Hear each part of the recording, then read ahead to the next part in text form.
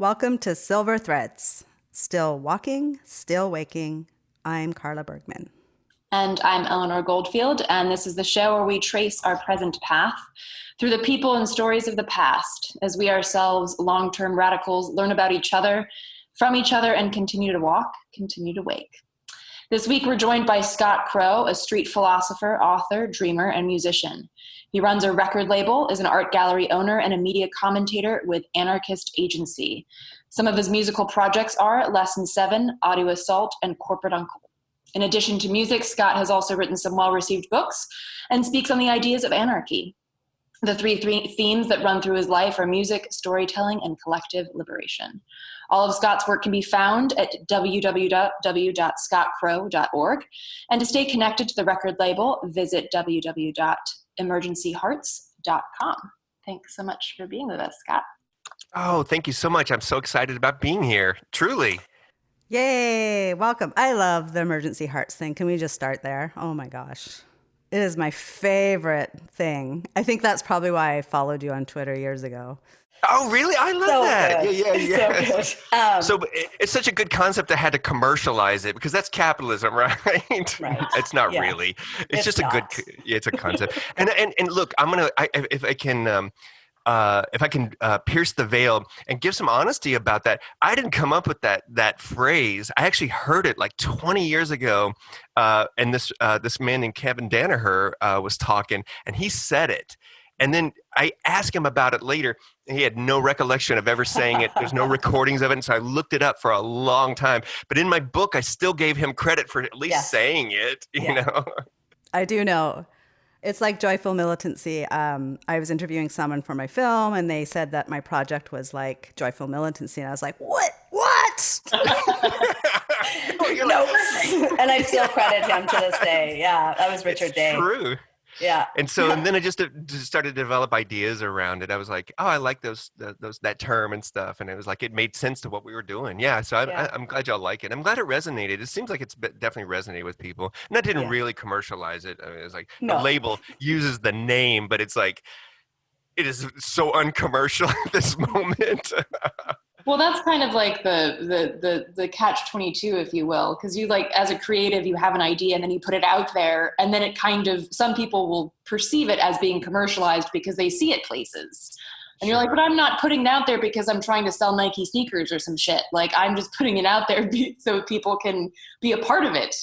Mm-hmm. Exactly, because I'm like, hey, this resonated with me. Maybe it resonates with you too. You know? Yeah, and it does. Okay, I want to bring us back to the theme of the show. So first of all, thank you so much. We anyone who pays attention knows that you do a couple of these a week, especially right now in the uptick of disasters. So we appreciate you being here, and we're hoping that we can ask you to be a little bit more vulnerable and talk about aging and talking about long-term organizing. And so our first question we'd like to throw at you is to maybe talk about a watershed moment that inspired you to act, to join a collective movement, shifted your thinking, however you want to talk about it, but just sort of start there. I think that those kinds of quote unquote watershed moments don't happen at one time. I mean, maybe they do, but I think that there's always a slow building around that. Like for me, forms of, I will use the terms injustice or different realities were definitely at play even before I was verbal with this stuff. When as a child, you know, like for me, I grew up working class poor. And so prisons and drug addiction and substance abuse were dominant across my family. And I don't mean just my immediate family, across like my extended family and stuff. Really common in working class, communities and stuff for people to be alcoholics and stuff and drinking. I don't know why, amongst the people around us. But so there was always things I would see these families on TV. Like, of course, it was like Leave It to Beaver and all these rerun shows and stuff. I'm like, my family, nobody I know looks like that in my family. What the hell is wrong with us? And so there's always those little things. And then I wrote about this in Black Flags, but I think that it doesn't mean as much now, but it meant a lot then, because I, as a teenager, at some point, I had worked really hard to graduate from high school. I was going to be the first person in my extended family to do this. And and you were talking about like aunts and uncles and cousins and stuff. There's like a lot of pressure. And I had fallen behind, and then I got caught up. And then my senior year, I was like, you know what? I don't think this is real. I don't think this is the real world anymore. And I don't think that I'm getting anything out of it. I was already working. I'd already been working since I was 16 because I had to. So I had always worked and gone to school. And so,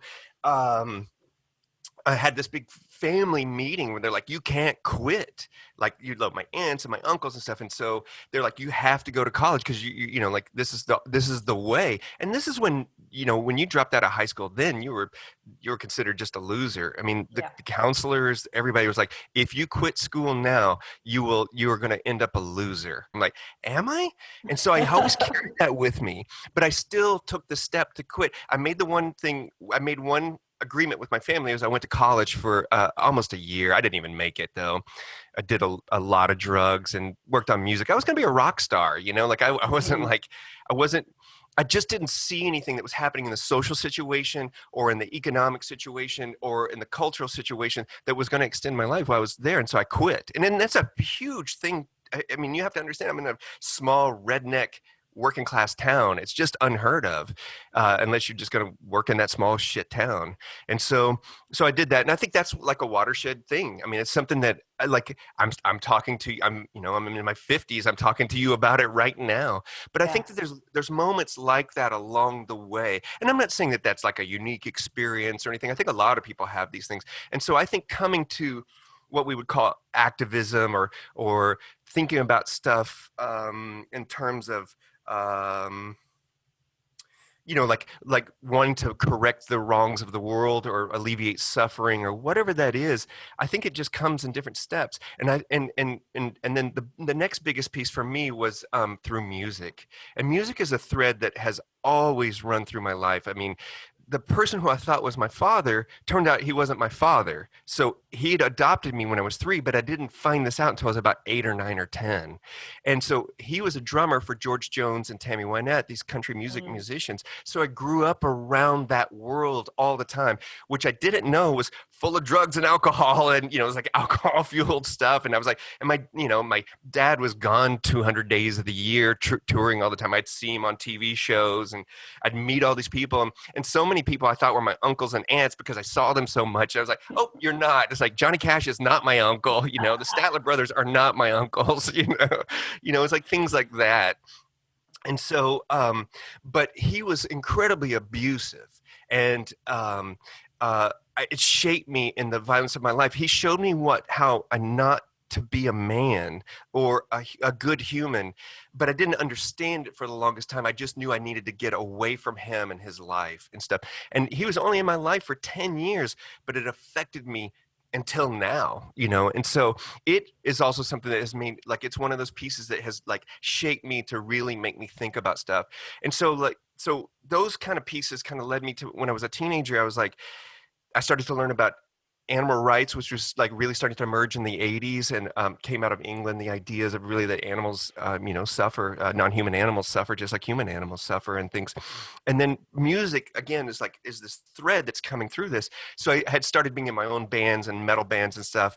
And by the time I was about 18, I was like, I want to use music to express this political understanding I'm trying to get to. And through music, I actually have learned so much. Like through country music songs when I was a child, I learned so many stories. I learned that they were unhealthy later, but like dysfunctional relationships and stuff. And I'm like, but I learned a lot about the world. And then later, as I learned about punk rock music and I got exposed to industrial and electronic music, I listened to what the people were saying, and it started to make sense. And then in 1985, I'd started my own electronic bands. I left metal, and then by 1988, I was touring with bands. Like my bands were opening up and doing things, and I learned so much from them. And one of the biggest tours I went on was with this band called Skinny Puppy. And the tour was the Vivisex 6 tour in 1988. And that is where I became vegan and vegetarian. And like, I'm talking about a watershed change of this, about not just vivisection, but everything. And so like, it's just pieces like that just keep building, and it didn't just all happen then. It still happened. It happened last week. It happened, 2 years ago. I think that like the way I look at liberation in our brains, and I think about this stuff, is that it's like bubbles underneath the surface, and they keep getting bigger and bigger and bigger, and they come to the surface and they kind of blow up. But there's always multiple bubbles coming up, and like you're awake. I don't want to use this thing about woke, but like you wake up about certain things, or you become more conscious of certain things. But it's not all at once, and they just, as these bubbles keep rising to the surface of liberation. So that's where I'm at. I love that too, like about music, because it's how it's been for me too. I grew up listening to like Guns N' Roses and shit, and then later I was like, God, Axl is an asshole. But when you're like 10, screaming into your like hairbrush and rocking out on a tennis racket, you don't think about that. And how music can be all things. Like it really is just. And kind of like how Bertolt Brecht put it, like it's not a mirror to hold up to the world, but it's a hammer with which to shape it. Maybe you could talk a little bit more about like how music became that hammer for you and kind of like went on to radicalize you even more, even beyond veganism and animal rights.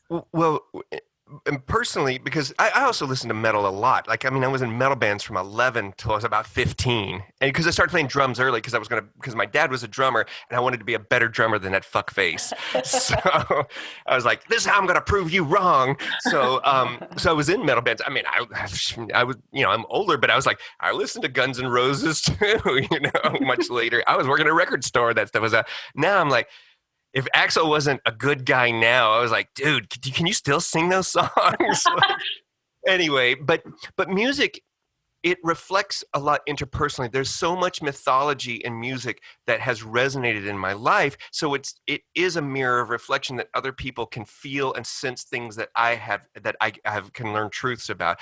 But it's also helped me explore the world. And for me, like I had mentioned earlier, I was in industrial electronic kind of subcultures, which were very overtly political. They had taken a lot from the DIY aesthetic of punk. And this, you're talking about 87, 86, 87 on up until now. It still happens, but it's like the subculture was just like punk rock, a lot of DIY, but a lot of people in that were also trying to do other things. They weren't just like promoting it through music. So it was like interviews and things that they were talking about. There was a whole movement of stuff that was going on. And it's always shaped me. I mean, even today, like I left music for 30 years and came back. And I've always, as somebody who identifies that anarchy is a way that I engage with the world, that culture is incredibly important to that. I've always made films and made music and supported artists and run galleries and things because it's always important. It's not always about the commerce. It's about ideas and expression and stuff. And I think that, like if you look at the history of punk rock culture, like, in the United States and in places, things like that have really transformed and shaped whole communities of people in subcultures that have given people identities and ways and means to express their desires and to fight injustice, Yeah, I mean, art, as you know, I think both of us, like, art is also centered in our praxis. And for me, I always want to figure out a way to thrive in the everyday. Kind of like the antithesis of capitalism, because capitalism is like, it doesn't allow people to think creatively. It doesn't want people to think creatively. It wants people to be good proles that, go to work and then, become brood mares for other proles. And, it's this whole like very non-creative system, just for profit. And so just being creative and thinking creatively, whether that be like a tactical creativity or a medium of creativity like music or something, is a threat to capitalism, like in and of itself. Yeah. All the way until they commodify it and sell it back to us. Oh my gosh, capitalism's so tricky. But I think, and it's one of the things like an activist subculture that I really, really missed, because most of the thousands and thousands of people I crossed over in the last 35 years, culture was not valued that much except in very narrow context, these certain kinds of posters, these certain kinds of music, these certain kinds of things. And I'm like, there's so much more beauty and so much more liberatory beauty out there, like that actually means stuff too. But I always found it very frustrating within activist subcultures because there was no value for it. I'm like, you're being affected by these things and you don't even care, Right. or value Yeah. it. It's like that consumption part. I mean, it immediately becomes like you become a consumer. You're either a producer or a consumer dichotomy, which just sucks. I mean, I also got radicalized from the punk scene, and thank goodness for dead Kennedys and etc. And but there's always within those subcultures, there's always some shittiness and some like we kind of had a joke that in the 80s that there was anarchism and then there was Sex Pistol anarchism, right? Or Sex That's the Pistol majority of it. yeah, a Sex Pistol anarchy or whatever, right? Oh my gosh, it is Sex Pistol anarchy. Right? Oh, can I steal that? Yeah, run with it. Soul calls it "You're Not My Dad" anarchy. Oh my gosh, that is so Everybody's good. working their shit out against their dads. I was like, oh my god. Yeah, great. Yeah. Yeah. Oh my gosh, there's so many threads. We have such a similar trajectory, Scott. It's funny. I also was going to be the first kid who was going to graduate in my long history of family, and I dropped out. And it was it was with the caveat that I would go to college for a year, which I did. It's just really similar. Thank you, because that's affirming. I was like, And also just it was like those no's are so powerful. Those moments of saying yes to yourself, but no to the people, the authority. I mean, those are the most anarchist moments in my life. I didn't even know about anarchy yet, really. When that was all going on. Yeah. So it's true, though. Yeah. Where should we go from here, Eleanor? Where you guys are driving this ship. I'm just flailing right in now. I'm second mating it, like having a martini in the back, and I'm letting Carla steer. Oh right my god! now. I'm off the side of the ship on a rope on that little life vest. I'm like flailing over here, going, "Hey man, I'm not drowning. I'm having a good time. You just tell me where to go." Oh my gosh. I don't know. There's so much to talk about. I think I want to put you on the hot seat a little bit. I think I want to talk to you about I think we've talked about this between the two of us, about not really wanting to use the terms activist or organizer and how that has changed. And I mean, I have my own story about that trajectory from that and why I don't use those terms. What does that mean to you? And Well, when I first was exposed to post-left anarchy in the United States, it was probably in the late 90s, early 2000 maybe, is when I really started to pay attention to those people who were writing it, Green Anarchy and the John Zerzans of the world and stuff like that. And it wasn't always eco-anarchy stuff. It was just there were a lot of people that had this idea of post-left because they thought there was a problem with activism and stuff. And I wasn't ready to absorb it then. And I found a lot of those people to be curmudgeonly and assholes. And I was like, I don't understand why they had to be like that. It's true though, but I'm like, why would you have to be fuckheads? There's just no reason to. And so I just put it away. But I came back to it a lot later. And again, I mean, this is about just getting older.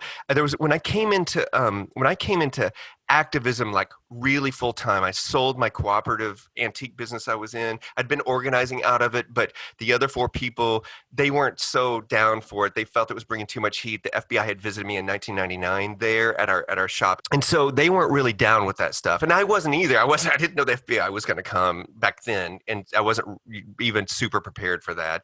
And so, so I sold that and it went into full time, and so I really fell into activist subculture. But I was already in my late 20s or early 30s. I can't remember how old it was then. By that time, and by the time Seattle and the World Trade Organization stuff happened, the coming out party for anarchy, pretty much worldwide, when communist parties did not dominate the left anymore, and in that time, I kept finding incredible dissatisfaction with the ideologies, because I come, and actually, if you were like, hey, what philosophy has been through your life before this, I would say some forms of nihilist thought and existential thoughts, and then I would say Buddhist thoughts, and they're not related necessarily, and these are not formalized. They're more formalized now than but when I was younger, before I would ever come to anarchy or being a communist or anything that I might have identified with, these were ideas that were there. So when I was in activist subculture, I was always dissatisfied with many things because I felt there was too many ideologies about it. And I'm not saying I didn't have my own sets, and of course I was a fucking white male. I'm like, I know what's right. Let me tell you how it is. I haven't made enough mistakes yet, but I will soon, to realize how wrong I fucking am.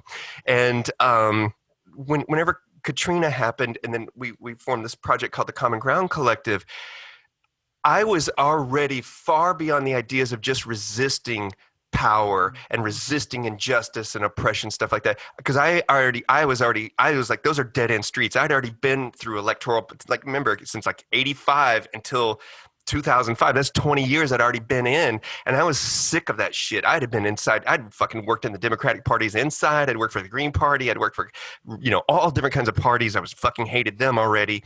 But I'd worked outside of this stuff for a long time, and I was finding it very short-sighted, very privileged in many, many communities. And I cross over a lot of communities, but a lot of privilege that just was never getting addressed, not in healthy ways or in dealing with it.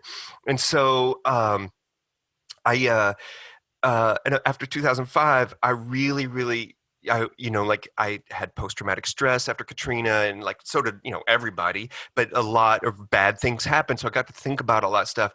And then I decided to write a book. And so it made me really think about this, because I really wanted people to stop thinking about just how to resist oppression and power, and how to really fucking build. And I don't mean build like liberal cooperatives and shit, not building another fucking nonprofit, not building another fucking co-op that had nothing to do with liberation movements. And so, but I came back to the post-left anarchy stuff, and a person who's very controversial that I'm going to name right now, but actually interpersonally is a very good friend of mine, and is Aragorn Bang. Mm-hmm. And people hated him when he started to rise up with Little Black Cart, but he and I had incredible conversations privately that were just so helpful for that, and really moving from the ideas of isms, really like the final days of moving from isms to something like anarchy. I've made plenty of mistakes now. I realize that I'm much more wrong than I'm ever right, and I'm okay with that. And that there's always unintended outcomes, impacts, and consequences on anything that we do. Even if it's the most positive thing, it usually falls to some form of shit later. Even if it doesn't damage people or hurt people, it just kind of it just entropy happens, and it's okay. So through these conversations with Aragorn, I kind of came back to that stuff, and I realized that activism was a problem. Mm-hmm. Activism. It's became, and then I really was started to, I'm sure, like Insight, the women of color group, mm-hmm. They had written about the nonprofit industrial complex, and other people had written about it, and I'd already had a nonprofit problem and parties problem and electoral problem, but I realized that most of the things on the left that happen are under the rubric of this umbrella of activism, mm-hmm. and that is a problem, because it sells short the ideas of liberation, and it's only about resisting, and it's only going to be for certain people who want to work out those issues of resistance and not towards building anything, because it didn't offer a lot to it. And so I came back to anarchy. And so that's what I've been trying to do, is trying to get culturally, have people think about separating the ideas of anarchy from activism. And that is like dropping a turd in the punch bowl. Yes. Well, because I'm a heretic. I know. I know. Both of y'all know, right? It's because there's some tension between ideology and really curious liberatory thinking. Totally. And this is not abstract. I think this actually, because for me, because I'm not a thinker, I'm a do thinker. Like I have to engage with it. Does that make sense? 100%. Okay, so Praxis first. yeah. I mean, like I had learned that from the Panthers a long time ago. Kwame Ture had said, "Look, just do the shit and then develop your ideology later." He really did say that in like '64. I was like, more people just need to hear that, because so many people want to put all the pieces in play. But I say all this, but I'm also not a prefigurative person either. Like everything prefigures. I don't think that's true. I think there's spectrums of all of these conversations that are happening, but activism as this container does not allow it. It's this, it's that. Identity is this or that. It's black, it's white, it's rich, it's poor. It's all these. It's not just around identity. It's just anything. This idea.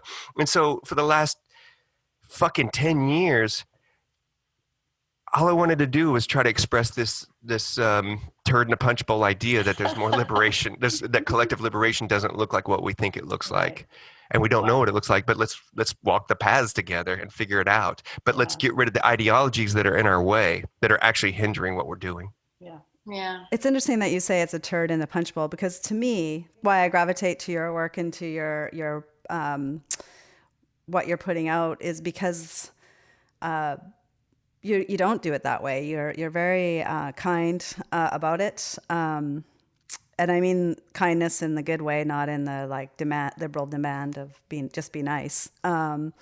There's like a thoughtfulness and care that you bring with you. There's just a way that you show up that's just so kind and convivial and generous. It's a generous care, and I think I'd like to hear more about how you work with that tension, because I don't see you throwing shit in the punch bowl. I think that sometimes it might feel that way, but yeah. The biggest thing I have learned about all of this is that we are wrong as much as we are correct. Mm-hmm. And if I'm not a religious zealot with an ideology, if I'm just a person who's trying to get along, and I don't mean this in, like you said, not in a liberal way. Like I fucking hate people. That list is long. I was like, and I don't mean abstract hate, like I can have it. It's like, it's not all of that. But my approach that I decided about 15 or 18 years ago was to come at things not just positively, because that sounds super stupid, but I'm not trying to convince anybody or convert anybody. And so once I let that go, it made it a lot easier to engage with people, because so now I have two foundations that I'm going to build from. I don't care about the resistance except alleviating suffering at that moment, but I want us to build stuff so that suffering stops automatically. So that's one piece of it. And then the other piece is that when I am talking to anybody, when I'm doing interviews, I'm not trying to convince anybody. We can share ideas and walk away from it. I can be disappointed that you didn't hear my point of view, or that, but I'm not going to convince you, because it never works. And who the fuck am I? Or who the fuck are we? Are we right? I don't think we are. And I think that there's things that fall outside of activism. I think you might have mentioned this, and fall outside of anarchy, anarchist subcultures and activist subcultures that are just as important as what we call anarchy or call activism, that people engage in, and we just fucking dismiss it all the time. And I'm like, why would you do that? That community garden is providing food security. It's not just making people feel good. Well, it does that too, but that's okay. But it's providing food for security for some people, like in some instances. And I think that when we try to build activist-based movements based on insurrection only, which I'm very much an insurrectionist. I'm not saying let's build institutions that just perpetuate the same problem. There's some kind of insurrectionary institutions that we can build that live as long as they need to serve the needs of the people around them, and then they fucking go away when they're irrelevant, or when they become nonprofits and they're afraid to engage in liberatory struggles because they don't want to lose their funding. I'm like, well, then you're already lost. So just go away, unless you just say we're just providing a service need because capitalism hurts people, and economic systems around the world hurt people. I'm okay with it. Just be clear about it. And So I think that those two containers, though, of not trying to convince and then also knowing that I want to build, makes the conversation, it has changed the conversation of engagement completely. So when we move, so if both of y'all hadn't been thinking similar concepts, we wouldn't be having this conversation, because you would be asking me how we can resist the president of the United States, or how we can resist this thing, which I get tons of times. I just don't do them anymore because I don't give a shit. You guys figure it out. It's like, not you, but them, like whoever's asking those questions. I'm like, there's tons on that stuff. And the other thing that, like, man, I know I'm harping on activism so much, but that subculture is so damaging to so many people.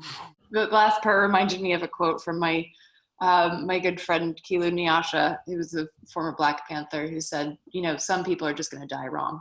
I know Kilu. I knew her. I knew her for 20 years. Yeah. Oh man. Awesome. Yeah. Yeah. We got really close, but so glad. I love the that sort of like the ideologies, because ideologies come prepackaged with like a self-defense mechanism, so that like once you adhere to an ideology and you are confronted with something that goes against that ideology, it's like that it comes prepackaged with a way for you to be like, but my ideology, I have to latch on to this. Otherwise, what do I latch on to in this sea of uncertainty? And so I'm kind of curious, like with that, like one of the questions that we had written down, and I guess it's an ism, but but we can dig into that too. What does radicalism then mean to you, and particularly being in Texas, which, if somebody says the word radicalism in Texas, they're probably thinking of like, Proud Boys or something, and not like anarchists. Oh, man, that's interesting. It comes, it's a libertarian state, so it's interesting. It's hard to say. There's a lot of radicalism across different things, but they are all ideologies, from leftist activism to right activism. I mean, to me, radicalism is really it crosses over so much in the Venn diagram of activism, and I think that again, a lot of people think just because they think one radical thing, like that all, like maybe, non-human animals, for example, shouldn't be eaten, or, shouldn't endure suffering, or whatever it is, but then they can be racist as hell. Mm-hmm. It's uneven, but that's common, super common. But you can just go across the way. With misogyny and, gender fluidity, and like where people just are not radical about certain things. And I'm not saying that everybody has to be. There's different, because it means different things to different people. Yeah. It's interesting when you can get caught up in the words, but they're so powerful. I'm not going to lie. We spent like probably a year going back and forth around using militancy and militant in our book. And what it always came back to was that, because at the end of the day, that's what we're interested in. Like, we're not into, because people wanted it. We were asked to maybe call it joyful radicalism. Radical joy. I can't remember. But it was like, no. Sorry, did I make that noise out loud? But no, I think that, I'm just going to bring up the two, I think, words we're kind of skirting around, which is A, the state, and B, reform, which is like two things that socialists and communists and other people on the left or that follow an ideological penchant towards changing the world aren't really that interested into a militant change, into like an autonomous, they're still working within the hegemony, and they believe in it. They actually believe in it. They just think it needs to be better and kinder and sweeter for more people. I'm having a real hard time right now reading. I think I'm ranting about it on Twitter. I'm usually pretty prudent about this stuff, but seeing people who fall within that ideology trying to figure out how they can institutionalize mutual aid right now is just fucking pissing me off. Like, I can't even. Mm-hmm. I'm hanging my head. I'm hanging my head right now. Like hegemonic. Kropotkin's rolling. It's like it's already been done. They're called charities. Come on, guys. Like, it's done. You already did Right. it. Like, you already did it. It's happening now. Mark Zuckerberg's funding it. So all the multi-billion trillionaires, they're all funding that quote unquote, mutual aid, that your institutional mutual aid you're talking about. I'm with you. It's infuriating. You're listening to Silver Threads, part of the Grounded Futures multimedia platform. For more information and to donate to our totally ad-free show, check out groundedfutures.com. You can reach out to us with thoughts and suggestions at silverthreadshow@protonmail.com. You can find out more about our host Eleanor via artkillingapathy.com and our host Carla via joyfulthreadsproductions.com. And now, back to the show. But the point is that, when we're in this crisis, I'm going to bring us into this moment in time, ongoing climate change intersecting with COVID. And the presidential disaster and the governmental disaster. Well, actually, it's worldwide. I wouldn't even say it's just the United States. I mean, like, multiple countries have incredibly terrible people. And, I never pay attention to that shit because most of them are prosaic, shitty presidential types and stuff. But this one has been like a special disaster for everybody on top of everything else. Well, the best gift I ever got was being early on into quarantine, being invited in with Marina Citrin on working on Pandemic Solidarity book with 20 people from around the world, because it was super immediately humbling. And I mean, I'm in Canada, which is, we're a little bit better than you all, but like talk about hegemony, the northern world, hemisphere, like we just dominate the narrative. But when you start talking to people from Southeast Asia and Taiwan and Rojava and Iraq and Turkey, and hearing what they're dealing with under COVID, I mean, it's just super it's unbelievable to us almost, right? I would imagine. Yeah. But anyways, back to the state. Oh yeah, state, and what was the other thing? Oh yeah. Reform. Oh, ideology reform. Yeah. Yeah. Well, and can I, if I could, because this is one piece in that I think that it really tags onto this, and the reason, and this is not a critique of people. This is actually from a yearning and curiosity how I got to this what you just named, is that I think people are drawn to that because it's narratives that they're familiar with. It's systems that they're more that they are. No, I don't think it's just naivety about changing systems. I think I think that's part of it too. But you have to go with what you know, and so you go with familiarity. Because again, we're talking about radical concepts. I mean, anarchy. When I talk about the ideas of liberatory anarchy and stuff, I mean, it doesn't even sound like anarchism in activist world. In some ways, it crosses over in names, but it's kind of different. Or if you talk about, anarcho-capitalist, these are spectrums, I'm talking about. But anarcho-capitalist, I'm like, sure, you want a little bit of the good things, but you don't want to give up what's going on, like at the same time. And I think that we're all enculturated with the narratives that we have, and that's part of it. So it's much easier to think that you could do a little bit to push this giant system along. And so it makes it easier. But I think that disasters, and I always, this is a theme that I come to, reveal the failures of all systems like nothing else can. You can, like if you have like a housing failure or immigration policy failures, I'm not saying that these things are not horrible, terrible things, or prison reform, that like you can see terrible things in individual things, but when you see when a disaster strikes, everything is in the mix, and you just see it. And we are in a present historic time of unprecedented disasters on top of each other. And these things all reveal the failures of government, the failure of nonprofits, the failure of charity organizations, and the alienation of people within them, and the limits of our own imaginations to be able to imagine worlds and to create them, even if it's conflictual, to really build power from below. Yep. Did I sound like, was I pontificating? I'm sorry. You already made it clear that you're not trying to convert anyone, so it doesn't sound like pontificating. No, it's all good. Okay. That's really great.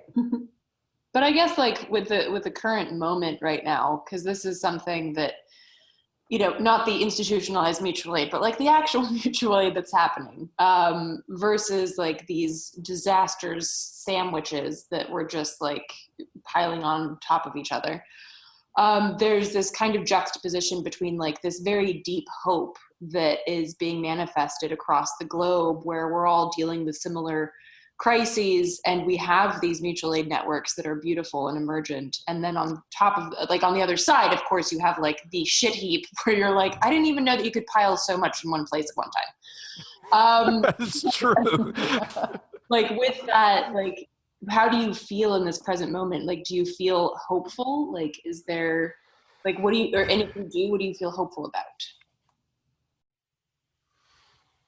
Well, I always have a little bit of hope, and I've said this, and it's kind of a joke, but it's very serious. Otherwise, I wouldn't put my shoes on in the morning. It'd get out of bed. So it's not Obama brand hope. It's not that things are all going to work out the way that we think that they are. But I know I know the world will continue. I just don't know what it's going to look like, and that I hope that there's not a lot of suffering along the way. So it's that kind of hope, if I'm going to qualify it. And also, I'm also a big, again, not in a liberal way, but in a very liberatory way. I'm a big proponent of multiple truths simultaneously. Mm-hmm. And so it is the biggest shit show I've ever fucking seen in the 35 years of paying attention to politics. And I talk to people who have been doing this shit for 50 years, and they're like, never was like this before, politically, and but they've also, and just checking in, like the fucking uprisings in the 60s were never like they are now. Never. So this is historic. So you have the historic shit show, and you've got this historic uprisings in this decentralized way, which, like, I'm happy is it's anarchy having a sphere of influence in the way that decentralization is happening and trying to create non-hierarchies. That's the influence that we have worked on for 20 years, not to tell people how to do it, but just say, look, here's another way that you can try to engage. And it used to never be like that. It was always a party, always a nonprofit, always somebody who was organizing. So these historic decentralized movements, because people's emergency hearts kick in, is fucking amazing. Every anarchist insurrectionist's dream is to watch governments fail and help to bring that along. And there's two pieces to that cause me problem, because there's components of that are much more sophisticated in language, but are very much like accelerationist. Mm-hmm. I'm not against insurrection. I want insurrection because that's a start. It is a start. It is not it's like Antifa. It can't define anything. It just is the start of how we really are going to really resist this shit. But the second thing about the insurrectionary stuff is that it doesn't offer a counter view to anything except to stop the immediate oppression, which needs to happen. But nothing will come out of it in most places to the people who need it the most. And that's where liberatory mutual aid has to be a component of that. And it can be insurrectionary. I'm not saying you fucking build a chapter or food not bombs or whatever the hell mutual aid looks like. I'm just using that as an example. But whatever it looks like, it doesn't have to be about institutions, but whatever mutual aid is looking like, it doesn't have to last forever. And it can have insurrectionary components to it. It has to be liberatory. And so that is the stuff that gives me hope, because those components are happening. But if we don't, it will just go authoritarian more and more, because they are offering, even as shitty as they are, visions of what that could be. And I'm not saying that that's the one we want, and we can't just be against it. We have to show people what we're for. And so I think the voices that, like, we're having this conversation, and I've been having these conversations, like, and other people have been having these conversations, but we need to have them more. They need to have the biggest sphere of influence, because people are looking for this, not the answers, but just foundations to build from. We need to build a path by walking, right? But new paths that we don't know what the answers are going to be. And when we come to roadblocks and dead ends, we just shift it. Yep. As you probably are familiar a little bit, but, with a lot of the work I put out, I really eschew coming up with a how-to or a strategy. I mean, a lot of people don't like our book because we didn't have a how-to. But the thing that was reflected back to me is what we do offer, and I think this is what you're getting at, is we offer potential pathways that people can take that are rooted in this notion of asking questions, of being with the people you're with at the moment, in the location, geographically speaking. Like, I'm talking physically, exactly where you're at. Those are the questions themselves have to be emergent, have to come from the land, the landscape, the pathway you're on. But we, because we're all so heavily schooled, even us dropouts, the majority of the world is so schooled, that are having these conversations. We want that, there's this predilection towards wanting the answers up front. Well, like Richard Feynman, that's actually where I came to curiosity decades ago. Like, I'm just curious about the world, and I just put it into a political lens. Like, if I could approach these things with that curiosity, even if I talk a lot, sometimes in places, not trying to convince, but maybe there are some real things to share, but really I'm curious about the things and alleviating suffering.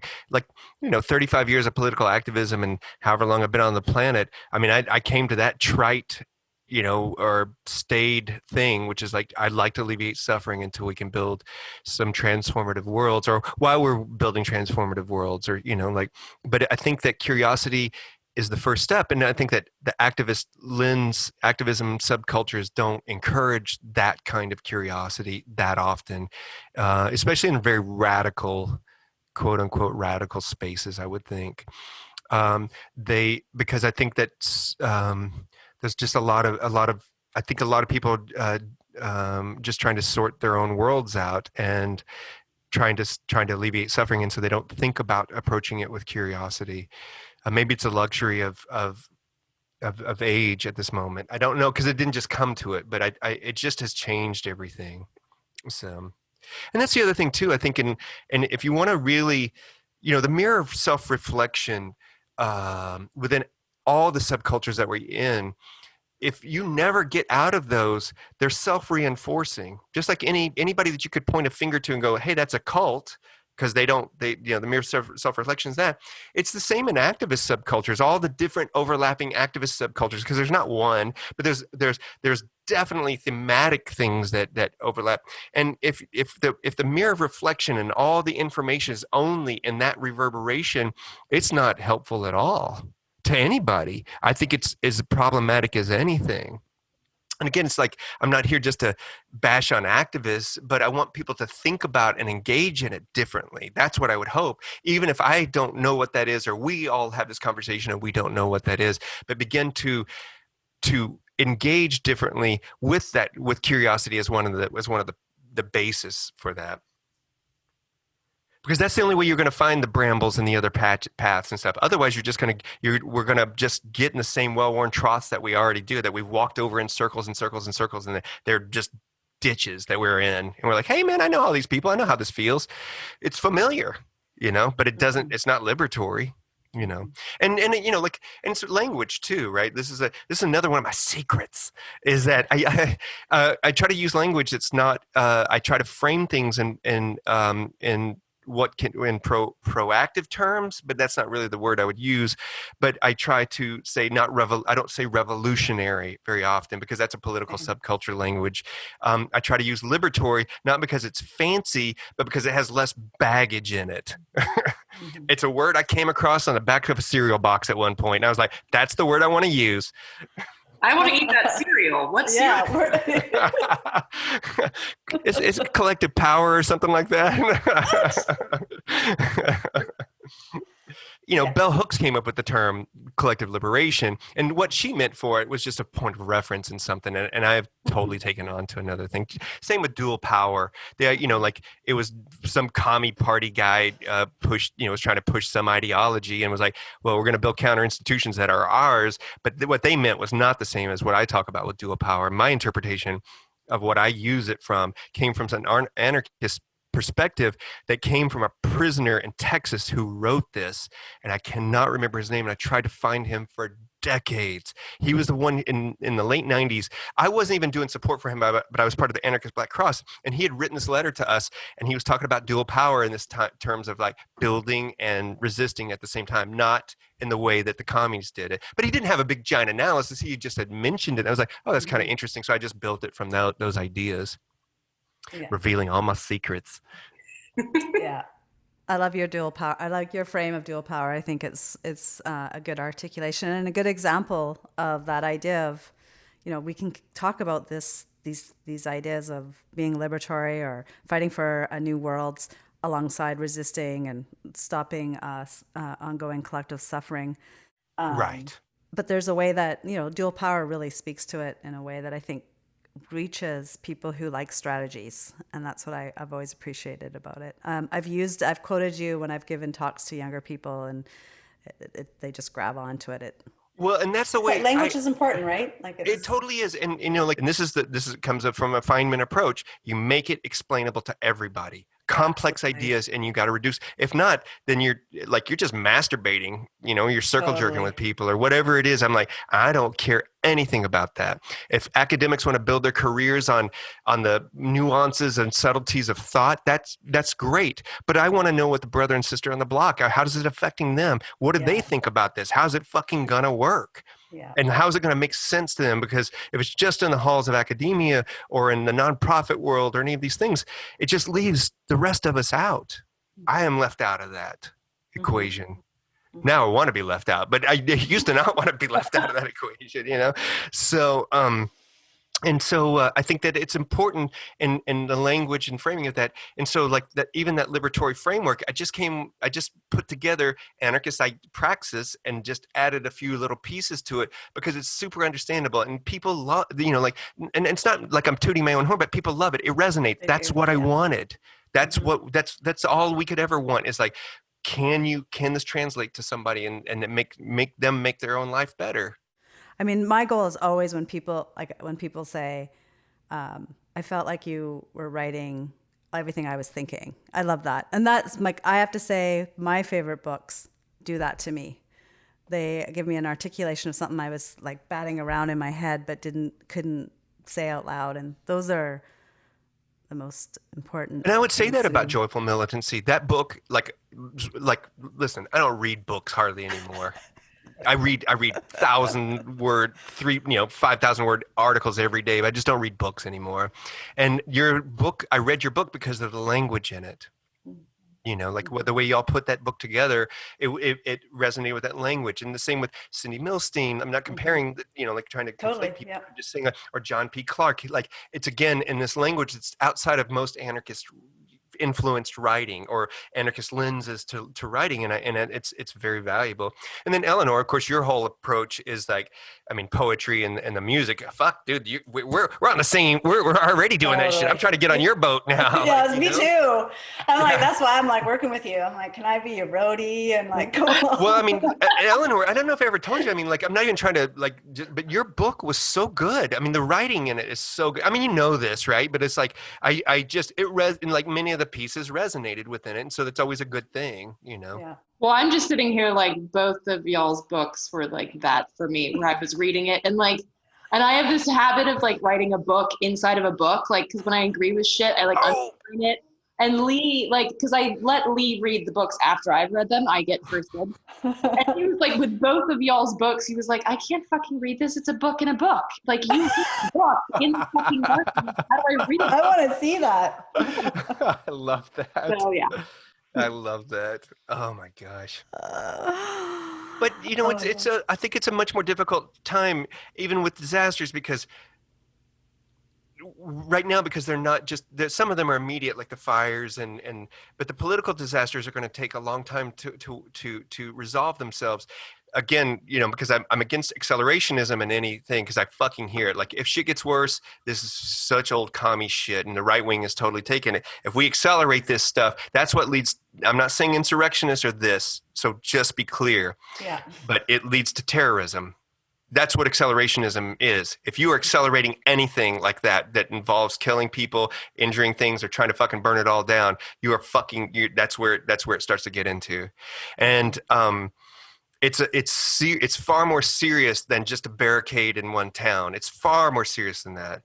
And and since this disaster politically and economically and is not going to go away. These are long term. The COVID is not going away. I mean, we're in this for another 2 years easily. Who knows what it will look like? Maybe some normalcy or what capitalism used to look like pre-COVID. It may return, but a lot of it's not. I live in a town full of boarded up windows, and one of the richest towns in the fucking not in the world. Boarded up windows, man. Businesses are never coming back. You know. And so it's going to be the new normalcy will not be like it was, but if we I really think, and I will emphasize, if we do not begin to build liberatory frameworks and visions for this future, that it will only be authoritarian. And again, liberatory doesn't mean that you know the fucking answers or that we are right, but we are just walking and learning. I mean, I don't mean to be stealing all the shit from the Zapatistas, but they are an example. They don't even call themselves anarchists. I only call myself an anarchist too, only because it's shorthand. Yeah. Anarchy is a way I see the world. It's not it doesn't define me. And insurrectionism and mutual aid are not opposing sides of things. And so with this conversation we've had about insurrectionism, we need insurrectionary ideas. We need Molotov ideas. We need Molotov dreams. We have to have those, because if we don't, we will just build the staid shit and try to shift it along as the fucking bus is driving off the cliff. We're just going to make the tires nicer and stuff like that and paint the paint job, but the bus is still going, you know? Yeah. And so, so that's kind of where we're at. And so, you know, like in trying to do all of that, you have to think that grief is real. I mean, I've expressed grief early on. Like I've been having grief for everybody. Like there's a lot of grief that's real, and anxiety, like the alienation of capitalism. And you know what? Fuck capital. The alienation of economic systems as the core of our worlds. Because I don't give a fuck if it's socialism or whatever flavor you want to fucking call it. Economic systems do not rule our world, but they do. And so anxiety under those systems was already high. Alienation is already high. And now it's just getting worse. It just depends on how the people are, because the responses to these things, it's a huge human experiment that nobody's doing, that we are all engaged in. And the other piece that I think that I want to express, that's something that I've been kind of on, that I think is really, really important, and that left and anarchists have short shrifted because we don't like to think about media, is the rise of the right-wing media ecosystems. They operate like cults, and that is not like me just trying to fucking be hyperbolic. They totally, if you go down a cult, because cults tell you to only get information within your system. Don't believe anything outside. And if you've ever known, and I have known lots of people who have left cults, they'll tell you, I didn't know the world was like this outside because that's not what I was told. Well, this is what's happening. So like when people don't wear masks, there's two kinds. You're not my daddy kind, so you can't tell me what to do. That's the one, you know, like, and then the second kind, and so those people are trying to work out their shit with society, but the other people are getting a whole different set of information than any of us are getting. It's not just they are getting different interpretations of the same news, but if you look at them, they get whole different news. And Fox News would be the biggest version of this, but they are telling people that somebody is their savior that's not their savior. They're telling them all these things, that we are the enemies. And I don't want to be murdered in the street, and I don't want people to be murdered in the street. And already in my town, somebody got murdered in the street because somebody thought they were the enemy, because they were trying to make lives better for people. And that just happened in Wisconsin. And then, you know, like how many people have gotten run over? 20 people in the last 5 or 6 months, because they have devalued all of us and made everything other. And if we don't deal with those systems, it's only going to continue to create instability and problems for trying to at least have marginal tensions and strategic alliances, not even in an apocalypse for now, that don't involve wholesale murder of people where they're trying to murder us. But I think So, a big part of that is also like the charity industrial complex, like in the poor white neighborhoods that I've been in, and like, which is mostly in the South, because that's where I grew up. But it's like they don't trust Democrats or anybody on the left because they've been in contact with these like NGOs who swoop in, and they're these well-educated liberals who tell them what to think and use all these big words that they're not familiar with and try to tell them what their oppression feels like. And then on the other side, they've got the KKK coming in telling them that they're awesome, that they deserve the world on a plate. And if that's the two options that you have access to, what would you choose? There has to be better radical outreach to poor white communities that are on the chop block for fascism and KKK white supremacy type things. Agreed. I totally agree with that. Yeah. I think you're just, it's not even just the nonprofit industrial complex, if I could go with that, because that's totally true. I think leftists are the problem as much as anything, and dealing with communities outside of theirs, because if you think you're right about everything and you can do no wrong and you are wrong, you're gonna fail them, and you're not leading by obeying. You're not walking together. You're not doing shit. You're as problematic as anybody, and it's hard not to do because everybody's schooled to do that. And in the nonprofit industrial complex, but I think that's culturally outside. I think it's left, man. There's so much stuff, and I consider activism as big a problem as any of that within those umbrellas. For street actions and those kind of levels of things outside of that are also problematic in that. And it's not abstracted. Also, you've run into it, in West Virginia, right? That's where you were definitely running into it, and like Katrina. Everywhere I've ever been and known marginalized and worked with marginalized communities, every time activists came in, it was fucking it was problematic, or those things, because of that, because we're going to tell you what to do. I'm like, really? Bullshit. You're not. Yeah. We should shut the fuck up for a minute. Yeah. And unfortunately it gets this is where reform drives me crazy, because then it gets repackaged and renamed as radical pedagogy or critical pedagogy practices from Freire. And like Freire in his book, this is one of my rants, but he says that, you got to do this better pedagogical approach with the people in the communities who need liberation, because they don't know that they're fucked. So you got to go tell them first.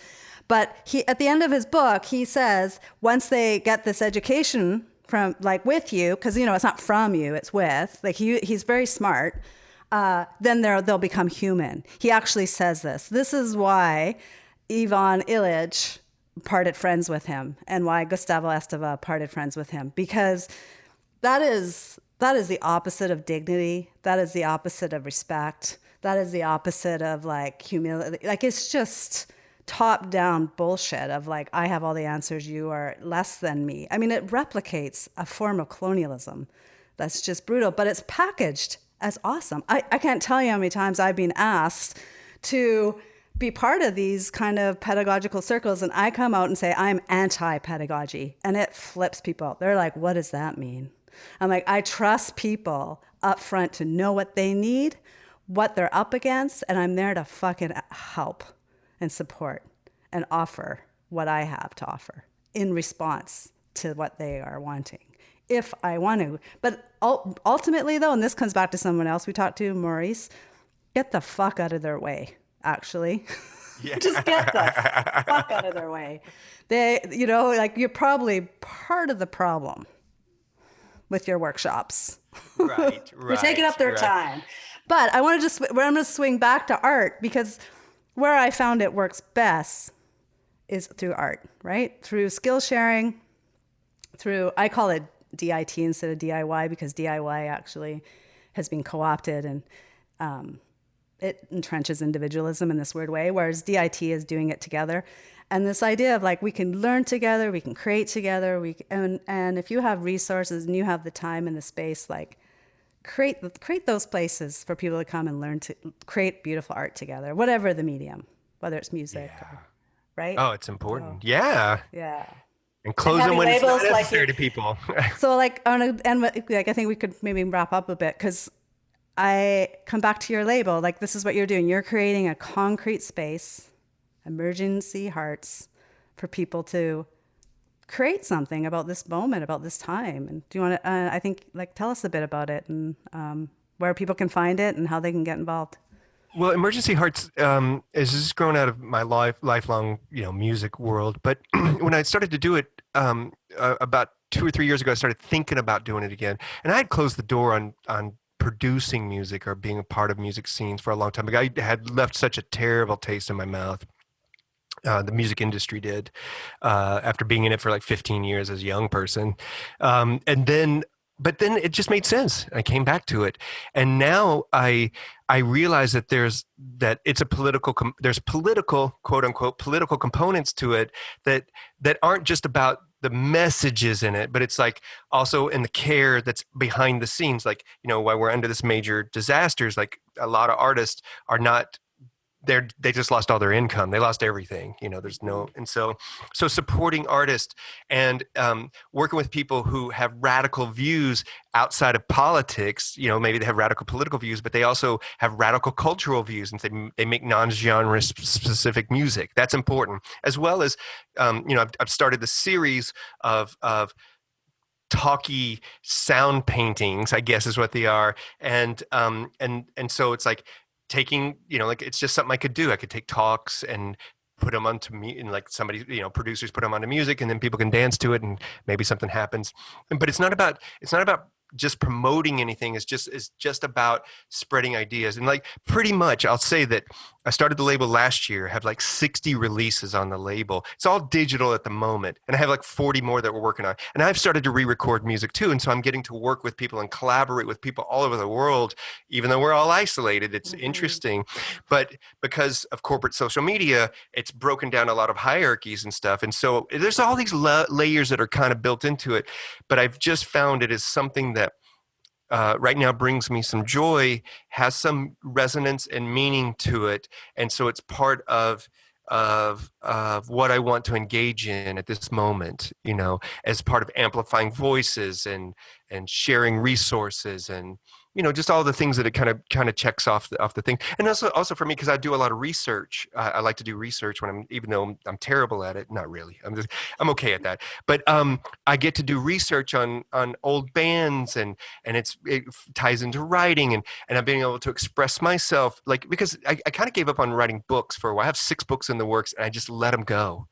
I really did, because I was like, oh my God, I'm going to write 3,000 words today, and then put it in this thing that won't see the light of day for 6 years. And I just got tired of that. And I can express myself through music. And Eleanor, you know this, and through writing, and I'm sure, and Carla, you too, right? It's like, you can put it in some poetry or just some lyrical content or something, and express a lot of the same sentiments in a very shorthand way. And I can do it all the time. And it feels good to be able to express in those ways. And the music, for me, resonates with people outside of political circles, and I like that. So it just hits a lot of things.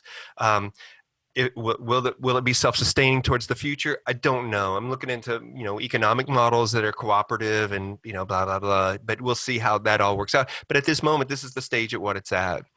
And it's made me reconnect with people that I hadn't talked to in 30 and 35 years and 20 years, and rekindle friendships. There's just been so many good things that have kind of come out of it, but it still has this confrontational element to it, right? Because everything on there is not all hunky-dory or friendly and stuff. There's definitely some content that is like very controversial. So in fact, YouTube just took us down yesterday, took 2 things down. So I'm going to have to deal with that. And now I'm dealing with platforms that are not transparent about how they deal with that. So there's a lot of stuff in it. And so that's just, and I will say about Emergency Hearts is that it's not just music. It's a label at this moment, but I'm releasing Texas art films from 1980 to 2000 that had just never made it to the digital realm. So I'm uploading those to this thing. And eventually I'll have more writings on there too. Like I may just do some books and things through that or something. So it's just ideas like this. And so that's where it's at. Cool. And I'm not promoting it. I'm just telling about it. So I kind of wanted to say like amen after like everything that you just said. So I'll just put like a big amen in. I dig it. Amen. It's like a chorus of amens. Yeah. Like, amen, everybody. So, but the thing is, it helps to deal with grief and anxiety and the uncertainties of situations that are going on. And it's a way to navigate through the world for me personally and with the people that are around me. So the music and all that stuff is just another piece of trying to get along, trying to explain the world and be in the world. Yep. Well, we need more of that. Fuck, I can't tell at all. I have no fucking idea, man. I don't know. So much self-doubt, so much, like I just don't know, That's capitalism speaking. Say it again. That's capitalism speaking. Oh, It's necessary work you're doing, and it's being heard and felt, and appreciate it. Thanks. Sometimes it's like in Texas, it's just like I'm isolated from a lot of those things, and I don't go into those subcultures. So the mirror of self-reflection is outside of all of those, and so sometimes it resonates in places that I didn't think, and sometimes it doesn't. I just don't, like I have no idea. Not trying to track it down. But you're putting it out there because you have to. I think like that was one of the things that one of my engineering mentors said to me. Like early on, he was like, you do this because you have to, because if you didn't, then you just die. You summed it up. That's what it is. It's like, oh yeah, I do need to spit this. Yeah, yes, I totally agree. That's a very well said about that, man. Yes. Thank that person. Man, I never can come up with this kind of shit. Like that's the problem, man, of being a street philosopher. You only get it after it's been on the streets, man. Then you can figure it out. I'm just like, I don't get to fucking figure it out early on. Oh. That means you're listening. And I would argue that you put a lot of good stuff out for people. I think it's very reciprocal. Thanks. Yeah.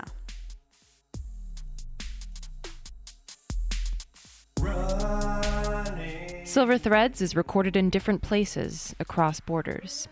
Carla is located in Canada on Squamish, Musqueam, and Tsleil-Waututh lands. Eleanor is located here and there, usually either in Sweden or on Piscataway land, now known as Washington, D.C. And our guests join us from around the world. You can find out more about the show and our guests at groundedfutures.com. To learn more about Eleanor's work, visit artkillingapathy.com and follow her on Twitter and Instagram at activisteleanor. For Carla, follow her on Twitter and Instagram at joyfulcarla. You can also reach out to us at silverthreadsshow@protonmail.com. And lastly, if you want to support the making of the show, you can donate over at groundedfutures.com. Thank you to the Grounded Futures team for supporting us with promotion. All of the snazzy graphics that you see are created by Jamie Lee Gonzalez. Grounded Futures is a multimedia platform and is produced by Carla Bergman, Jamie Lee Gonzalez, and Melissa Roach. Post-production audio for our show is done by Eleanor Goldfield. The intro music is a song called Floodlight by Eleanor's previous band, Rooftop Revolutionaries. Today, the outro music is from the Emergency Hearts catalog.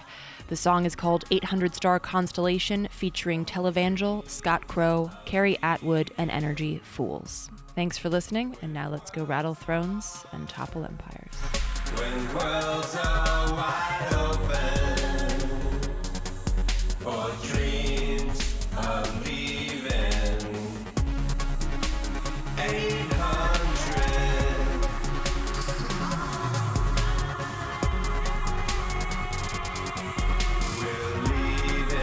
we're leaving home.